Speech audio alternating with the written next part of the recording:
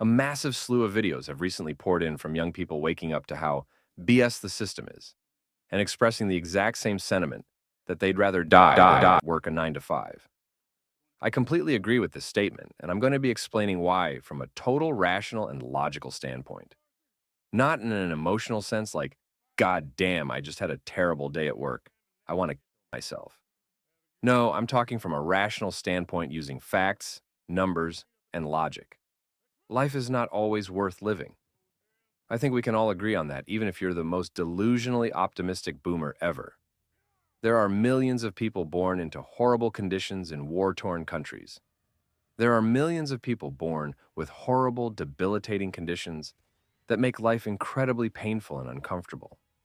If you're one of millions of people born into a situation where you're forced to just painfully suffer for 10 years before you die, I don't think it's too controversial to just say it would have been better to not have been born in the first place. Life is meant to have some level of pain and struggle. That's how you grow. But this is only the case if there's some reward waiting for you on the other side. For example, the pain of training at the gym is worth it because eventually you recover and become healthier, stronger, and more athletic.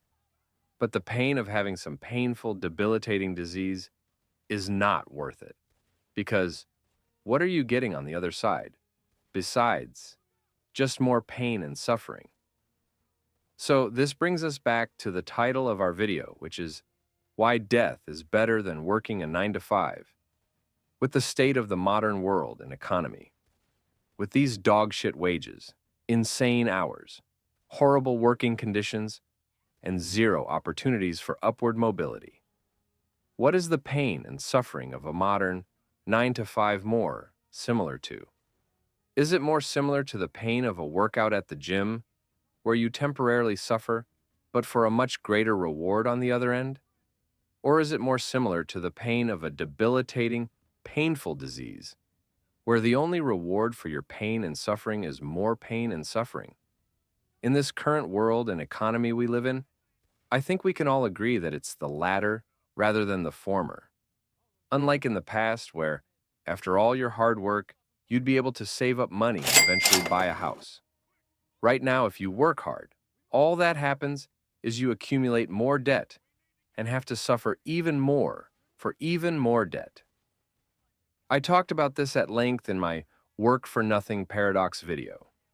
Living expenses are so high now that not only do you not get rewarded for working more, you get punished for it. If you're a guy just sitting home playing video games, you have no income but no living expenses either. If you get a minimum wage job, you now have to pay for a car, an apartment near your workplace, and all the other insane expenses that come with having a job.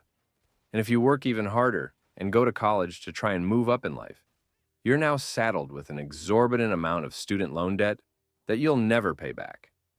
It's literally just like having a debilitating disease. The only reward for your hard work and suffering is more hard work and suffering. And if that's the case, I'd rather just die and spare myself all this pointless pain and suffering, I would. And I don't think that's some emotional outburst or clickbait title. I think that's a perfectly logical and rational viewpoint. Part 2, the reason to keep living. So, let me be clear about one thing. I'm not advocating for self-deletion at all. I'm not just saying this so I don't get into trouble with YouTube. I actually don't think in most cases you have to resort to this. Yes, working a 9 to 5 is absolutely worse than just dying. But the good thing is that in the modern day and age, there are plenty of ways to survive and even thrive without a 9 to 5. I talk about this more at length in my Check Out of Society tier list video. You can volunteer and travel the world. You can live in a van. You can just live with your parents if they allow it. These are all way better life paths than a 9 to 5. You won't make as much money, but you'll make enough to survive, and you'll actually have the time and freedom to enjoy yourself. Most of these life paths are actually way easier to pull off than getting a 9 to 5. As we all know, not only are modern jobs awful once you get them, the process of getting one in the first place is probably even worse these days. I do actually think life can be good and can be worth living, but only if you get to avoid working a 9 to 5. Part 3. What would you do if you knew you'd only live till 30? Guy 1. relentlessly chasing the American dream, works his ass off, falls down a flight of stairs at the age of 28 and dies instantly. Guy 2 has no aspirations in life, spends his time with others, lives each day like it's his last, falls down a flight of stairs at the age of 28 and dies instantly. Both achieved basically nothing. Anything they did achieve is meaningless. Now they're dead. Guy 1 had a short life he didn't enjoy. Guy 2 had a short life that he did enjoy. This is a beautiful and incredibly wise comment. If I didn't know any better, I would have thought it was from some legendary Greek philosopher. In reality, it was actually from one of our very own community members. And it perfectly encapsulates the mentality I had throughout my 20s, though I wasn't able to articulate it nearly as well. A common criticism I often see is that, yes, working a 9 to 5 sucks, but what's the alternative? You need to survive somehow. And so, I present all these alternative life paths to show that you can live without a 9 to 5 these days. And then people say that, well, those might be good short-term solutions, but they're not long-term solutions. First of all, working a 9 to 5 isn't a long-term solution anymore either. This is the whole reason we've gotten so disillusioned with it in the first place. Between this insane inflation, these impossibly unattainable house prices, and the exorbitant amounts of student loan debt you have to go into just to get a job. Let's just be honest here. For the overwhelming majority of people, working a 9 to 5 isn't going to lead you to any long-term solutions either. You'll be lucky to even pay off your debts, let alone afford a house, raise a family, or be able to retire.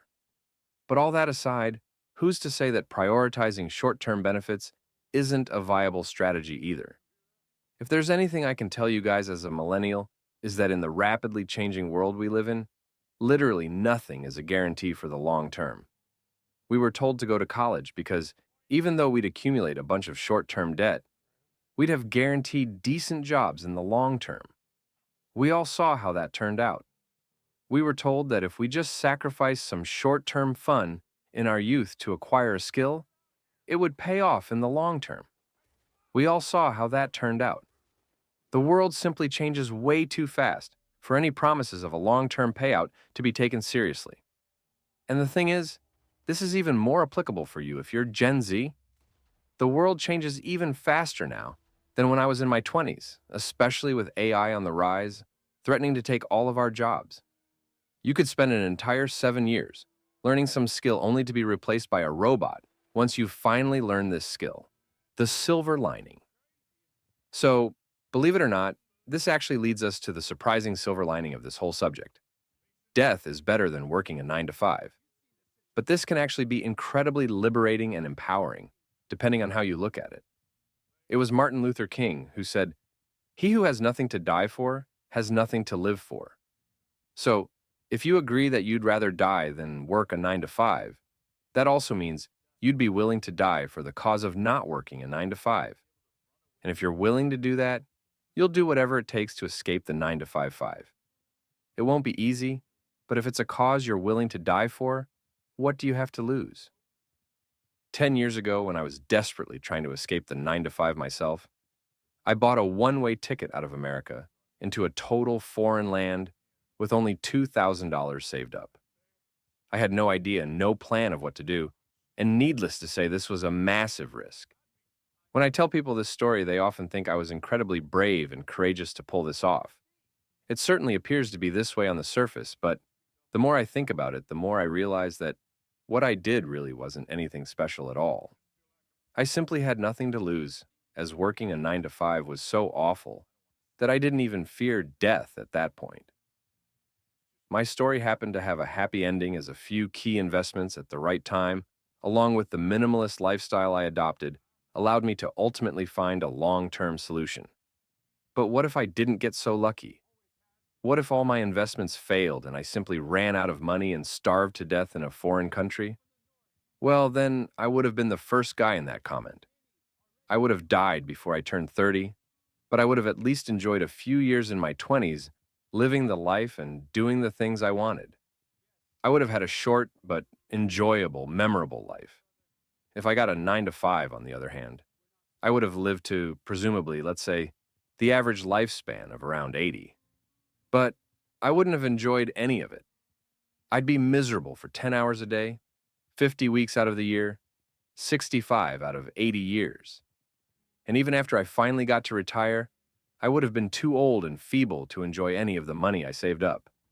We're all going to die one day, that's a fact. And we don't know when that will be. You could be hit by a bus tomorrow for all you know. So the burning question is just simply, how much of your life are you going to enjoy before that inevitable day?